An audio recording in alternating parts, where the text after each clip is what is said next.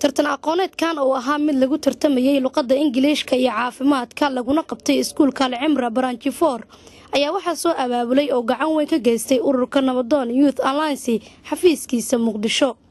macallimiinta iyo ardayda iskuulka Al-Cimra Branch 4 ayaa ugu mahad celiyay ururka Nabadoon tartankan kadiska ah ee ay soo qaban qaabiyeen. tartan aqooneedkii oo hore ugu qaban jiray dugsiga Al-Cimra Branch 4 balse maanta ay fangareynaysa ama representaynaysa ururka Nabadoon.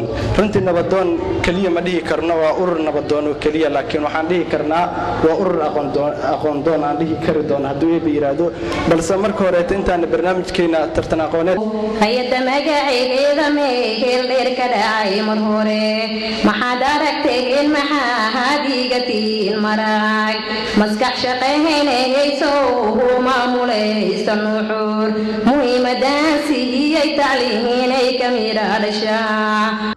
markii uu tartanka soo ilaaday ayaa waxa goobta abaalmarino ardayda ku gudoonsiiyay wakiilka ururka Nabadoon ee Soomaaliya Maxamed Saciid.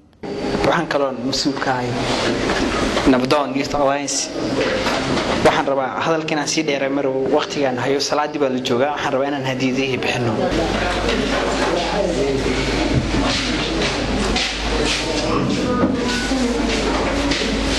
waxaan dhigaa dhalinyarada kale ku daysada dhalinyarada aqoontu waa muhiim qofka wax markasta oo qofka labaad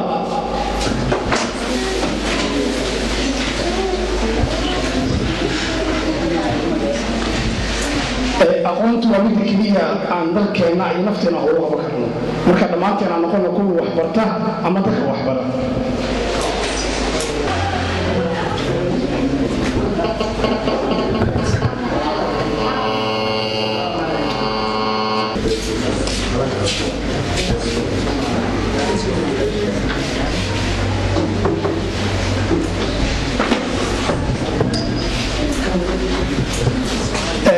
وقفك وقدر بيا يوم مالنا يا مرة قفك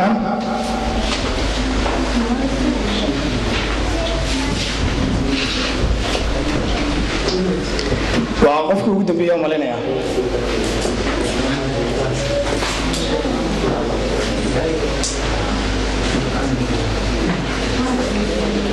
ururka Nabadoon ayaa ah urur markasta ku dadaalaya sidii aqoonta loogu baraarujin lahaa da'yarta Soomaaliyeed si ay uga qayb qaataan dib u dhiska dalkooda hooyo. Xamdi Maxamed Xasan, Somali Channel, Muqdisho.